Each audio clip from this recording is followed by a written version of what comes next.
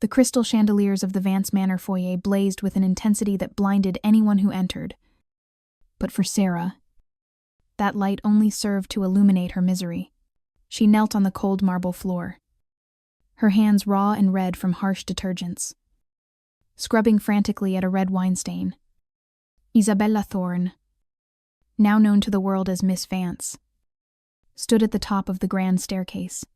She swirled the liquid in her glass, her emerald silk gown sweeping the steps. Her eyes gleaming with cruel amusement, she descended slowly, the click of her heels echoing like the countdown of a bomb. Isabella stopped directly in front of Sera, her voice dripping with venomous sweetness. "You missed a spot. You useless thing. Does the agency not train their help properly, or has poverty just made you too stupid to clean?"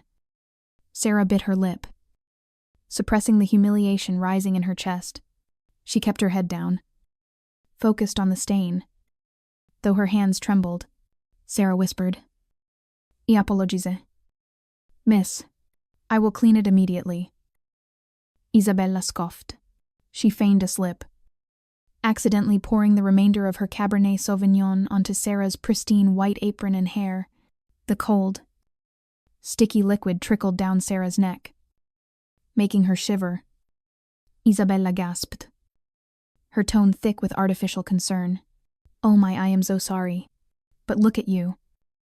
You're filthy. Julian is arriving any minute. And I can't have him seeing something so repulsive in my home." At that moment, the heavy oak doors swung open. Julian Sterling strode in, carrying the chill of the storm outside and the aura of a man who ruled the world. He handed his coat to the butler, his sharp eyes immediately assessing the chaotic scene. Julian frowned, walking briskly toward them. "What is happening here, Bella? Are you all right?" Isabella's expression transformed instantly. She threw herself into Julian's arms, her shoulders shaking as if she were the victim. Her hand grazed his chest, deliberately revealing the old gold locket, the stolen artifact that proved her identity. Isabella sobbed into his coat. "Julian, I only tried to tell her to be careful. But she glared at me. I'm scared. Maybe she hates me because I'm the mistress of this house." Sera yacked her head up, her eyes clear and defiant despite the wine dripping from her lashes. Her heart clenched. This was the man she secretly admired. Yet he looked at her now with eyes as cold as winter. Sera stammered, her voice breaking. "That's not true, Mr. Sterling. Please. I didn't." Julian raised a hand, cutting her off. His gaze lingered on Sera's stained face. A flicker of hesitation crossed his mind, a sense of familiarity in her eyes, but Isabella's whimpering drowned out his reason. Julian commanded, his voice icy. "Enough. You've upset my fiancé. Get out of my sight. Do not let me see you in the main hall when the guests arrive." Sera bowed her head, hot tears threatening to spill. But she swallowed them back. She gripped her rag, stood up, and retreated toward the servants' quarters. As she passed Isabella, she saw a smirk of triumph curl on the impostor's lips. Sera didn't know it yet, but her personal hell was only just beginning. Days later, the tension at Vance Manor was palpable. Grandmother Vance, the matriarch of the dynasty, announced she would gift the family heirloom, the Tears of Poseidon diamond bracelet, to her granddaughter at the afternoon tea. It was the symbol of official inheritance. Isabella knew she had to eliminate Sera completely before the matriarch noticed the uncanny resemblance between the maid and her late son. That afternoon, Sera was assigned to serve tea in the drawing room.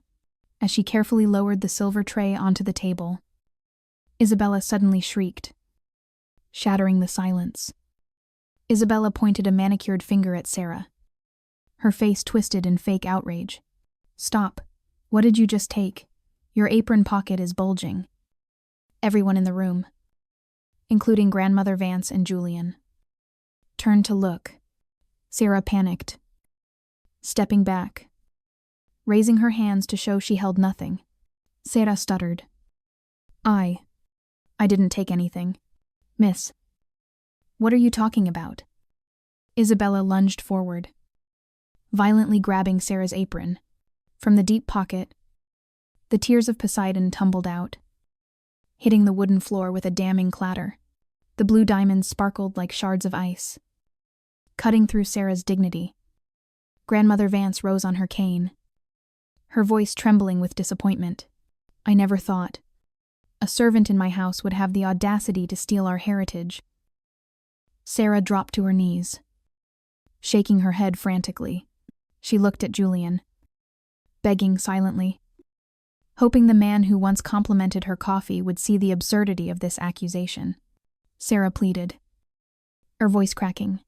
Mr. Sterling, please believe me. I don't know how it got there. I swear on my life. Julian stepped closer, picking up the bracelet. He looked at Sera, his eyes no longer just cold, but conflicted. He remembered how Sera treated the old books in the library with reverence, how she fed the stray cats. Would a thief do that? But the evidence was undeniable. Julian Sihil. The sound heavy with resignation. The evidence is clear. Sera, I thought you were different, but it seems greed has blinded you. Isabella saw Julian wavering and immediately poured oil on the fire. She buried her face in her hands, sobbing loudly. Isabella cried out, You see, Julian, she's jealous of me. She wants to steal everything I have. Today it's the bracelet. Tomorrow she might try to kill me. Julian turned to the head of security, his gaze hardening. He could not allow any threat to remain near Isabella, the woman he was sworn to protect. Julian ordered, Lock her in the old warehouse. Call the police. I want this handled quietly before the gala begins tonight. 2 large guards stepped forward, dragging Sera away. She didn't fight. She just stared at Julian. Her look of despair and betrayal pierced him like an arrow, leaving a dull ache in his chest he couldn't explain. The doors slammed shut, separating their worlds, leaving Sera in darkness and an injustice too heavy to bear. After Sera was dragged away, the air in the drawing room remained suffocating. Grandmother Vance retired to her room, exhausted, leaving Julian and Isabella alone. Though the theft was solved, Julian felt a gnawing unease. He sat in the armchair, staring absently at the grand piano in the corner, the instrument the real Vance heiress used to play as a child. Isabella, still in character, sat beside him, resting her head on his shoulder. Isabella whispered, I'm so scared. Julian, thank God you were here. What if she had escaped? Julian didn't answer immediately. He gently removed her arm and stood up. Walking toward the piano, he ran his fingers over the keys, and a memory surfaced. Years ago, the real little Serafina had a peculiar habit whenever she was nervous. She would tap her fingers on her thigh to the rhythm of Moonlight Sonata. Julian turned to Isabella, asking a sudden question. Bella, do you remember the piece of music we listened to together? When you were 10, you cried because you said it was too sad. Isabella froze for a fraction of a second. Her eyes darted around, searching her memorized files of Sera's past. But this detail wasn't there. Isabella forced a laugh, trying to brush it off. Oh, Julian, that was so long ago. You know the kidnapping caused me so much trauma. My memory is spotty. Why do you ask? Julian narrowed his eyes. The answer was too generic. But what troubled him more was what he had seen on the hallway security feed earlier that morning. Something he hadn't mentioned to anyone. In the video, when Sera tripped and spilled the breakfast tray before the theft, she had sat on the floor for a moment, and her fingers had unconsciously tapped a rhythm on her knee, the exact rhythm of Moonlight Sonata. Julian muttered to himself, too low for Isabella to hear. Why would a poor maid, with no education, possess the unconscious habit of a classically trained heiress? Suspicion bloomed like a dark flower. Julian decided he needed to face Sera one more time. Not as a judge, but as a seeker of truth. He made an excuse about checking the perimeter security and left the drawing room, heading straight for the old warehouse where Sera was imprisoned. Meanwhile, Isabella watched Julian's retreating back, her instincts screaming that her charade was cracking. She clenched her fists, nails digging into her palms. Isabella hissed through gritted teeth. That wretched girl. She haunts me even from a cell. I cannot let her live to see tomorrow. Isabella pulled out a burner phone and dialed a number. Her voice turned cold and lethal.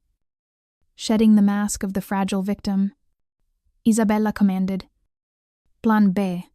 Make it clean. I want her gone permanently before the police arrive. Stage it as a suicide out of shame. The old warehouse sat isolated at the edge of the Vance estate, a graveyard for discarded furniture and dust. Sera sat huddled on the dirt floor, hugging her knees. Her tears had dried, leaving only a hollow emptiness. She knew she had no one. In this world of power, her life was cheaper than the dirt beneath her fingernails. Suddenly, the metallic rattle of the lock echoed. The heavy iron door creaked open. But it wasn't the police. Nor was it Julian. It was Isabella's personal driver, a man with a jagged scar across his face. He slammed the door shut, holding a coil of rope and a bottle of high-proof liquor. The driver smirked, stepping closer to Sera. Miss Bella sends her regards. She says you should know your place and disappear. A thief should feel enough remorse to end her own life. Don't you think? Sera scrambled backward, her back hitting the cold stone wall.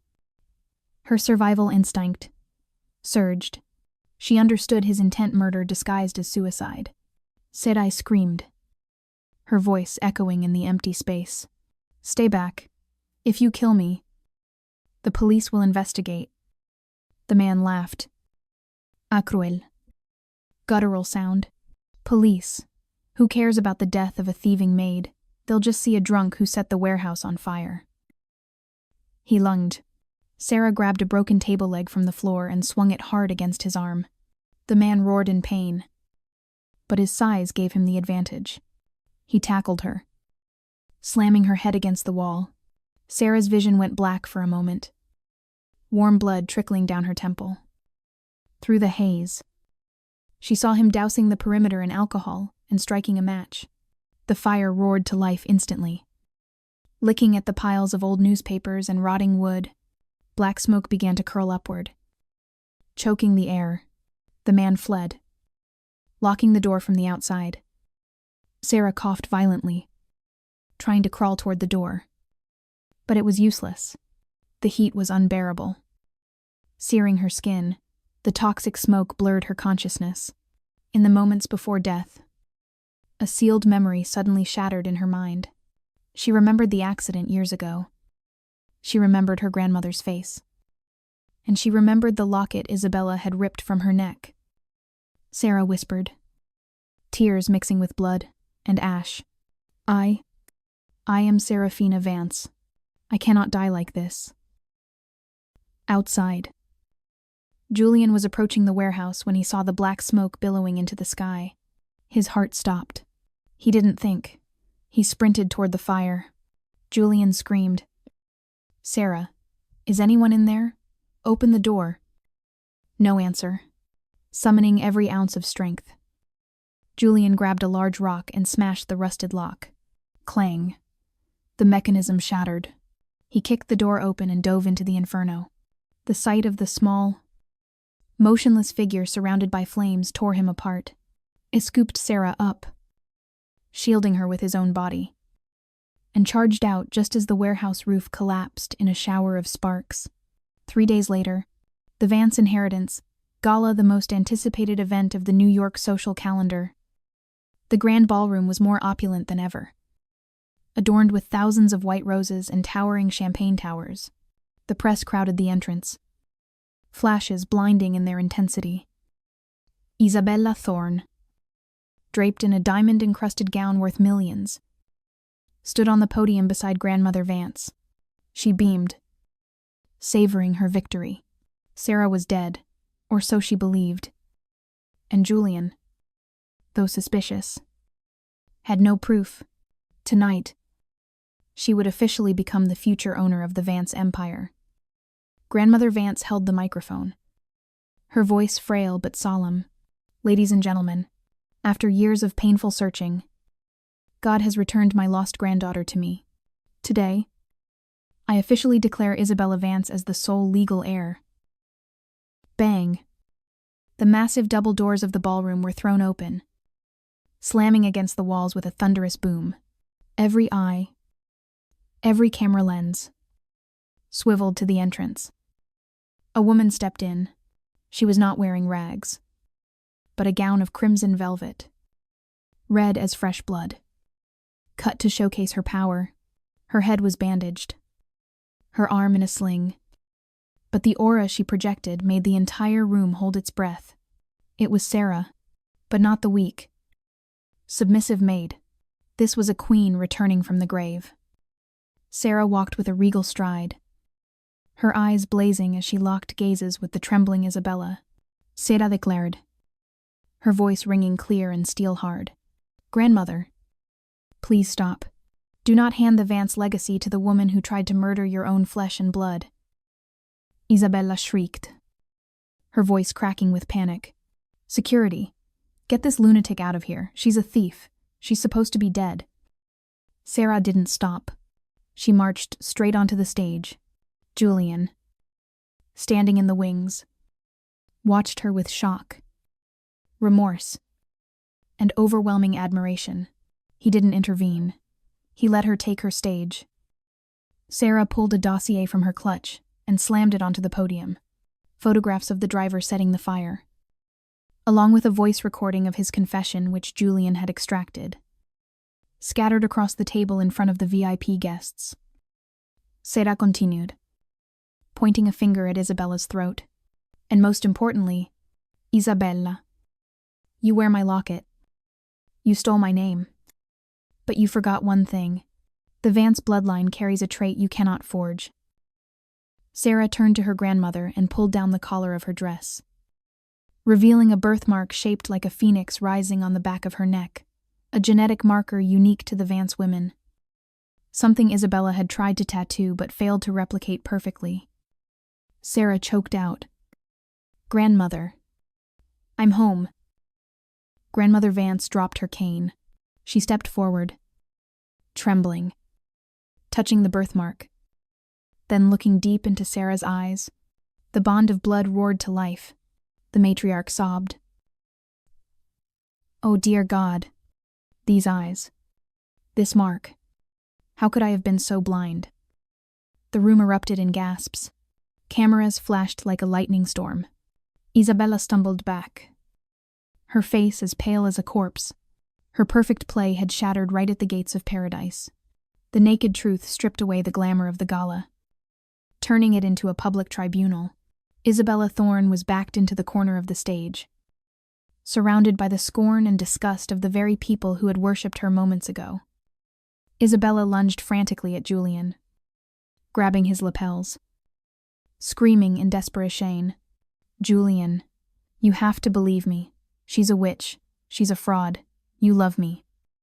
Right. You promised to protect me. Julian peeled her hands off him, his movements sharp, as if brushing off filth. He looked at Isabella with eyes so cold they made her shiver. Julian spoke, his voice low and sharp as a blade. I promised to protect Serafina Vance. And you are nothing but a vile imposter who attempted to murder the woman I care for. Every second I spent with you makes me sick. Julian's words were the final blow. Isabella collapsed to the floor, laughing hysterically. She knew she had lost everything. Isabella hissed, her eyes full of hatred as she looked up at Sera. Why didn't you just die? I tried so hard. I deserve this wealth more than you. You were just a stupid girl in the orphanage. Sera stepped closer, looking down at Isabella writhing at her feet. She felt no triumph, only pity for a soul consumed by greed. Sera said calmly, You are wrong. Bella, wealth does not create class. You can wear my dresses, steal me jewelry, but you will never possess my spirit, and you will never have the hearts of the people in this room." Police swarmed the hall. The metallic click of handcuffs echoed, locking around wrists that had only known expensive creams. Isabella was dragged away, her screaming curses fading behind the heavy doors, leaving a heavy silence in her wake. Grandmother Vance embraced Sera. Weeping onto her shoulder, she whispered apologies over and over. Sera patted her back gently, but her eyes sought Julian. He stood alone in the crowd, head bowed, unable to meet her gaze. The weight of his regret was crushing him. 2 weeks after the scandalous event, Vance Manor had returned to its peaceful state, but the internal order had shifted entirely. Sera, now officially Serafina Vance, sat in her grandmother's study, reviewing the legal documents for the asset transfer. The door opened, and Julian entered. He looked gaunt, dark circles under his eyes telling of sleepless nights. He no longer carried the arrogance of an uncrowned king. He looked like a sinner seeking absolution. Julian placed a file on the desk, his voice hoarse. "This is my entire personal stake in Sterling Corp. I've transferred it to your name. Consider it a small down payment on my atonement. I know nothing can repay the pain you endured." Sera didn't look at the file. She stood up, walking to the window overlooking the rose garden. Sera asked, without turning around, "Do you think money can buy forgiveness?" "Julian, when I was locked in that burning warehouse, I called your name, but the person you were protecting then was the one trying to kill me." Julian stepped closer but stopped at a respectful distance. He dropped to one knee. "A posture of absolute submission," Julian said, his voice trembling. "I know. I was the greatest fool on earth. I let logic override my intuition. I don't ask for forgiveness now. I only ask for a chance to spend the rest of my life proving I am worthy of standing beside you again. Punish me. Torment me. But please, do not push me away." Sera turned, looking at the man kneeling before her. Her heart still fluttered for him, but the scar on her temple reminded her not to yield too easily. Sera walked over, lifting Julian's chin to look deep into his eyes. "Very well.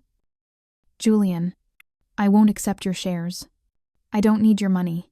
But if you want to atone, cancel every contract with the partners who humiliated me when I was a maid. And you will start over with me. Not as a fiancé, not as a partner. Court me like a normal man trying to win the heart of his queen." Julian looked at her, hope igniting in his gaze. He took her hand, kissing the calluses that still hadn't faded. Julian vowed, I will do anything you ask. Thank you." Sera. 6 months later. Serafina Vance stood on the balcony of Vance Tower, looking down at the shimmering lights of New York City. She had just concluded a shareholder meeting with resounding success, proving to everyone that she was not just a lucky heiress, but a formidable leader. Down at the entrance, a familiar sports car was parked. Julian stood leaning against the door, holding a bouquet of velvet red roses, her favorite. They weren't the expensive imported ones his secretary used to buy, but roses he had grown and tended in his own garden for months. Sera smiled softly. She didn't rush down. She would let him wait another 15 minutes, a sweet punishment she applied daily. And Julian, the man who never waited more than 5 minutes for anyone, now stood there patiently for hours, his eyes fixed on the doors, waiting for the woman he loved. Grandmother Vance stepped onto the balcony, draping a coat over Sera's shoulders. The matriarch chuckled. He's been waiting a while. How long do you intend to torture the poor boy? Sera adjusted her blazer, her eyes sparkling with mischief and confidence. For a lifetime? Grandmother, he owes me a life. I'll make him pay it back in love. Sera turned and walked inside, her heels clicking with purpose. The painful past was closed. The villain had paid the price. She was no longer Cinderella weeping by the ashes, but a queen holding her own destiny, And her story was only just beginning.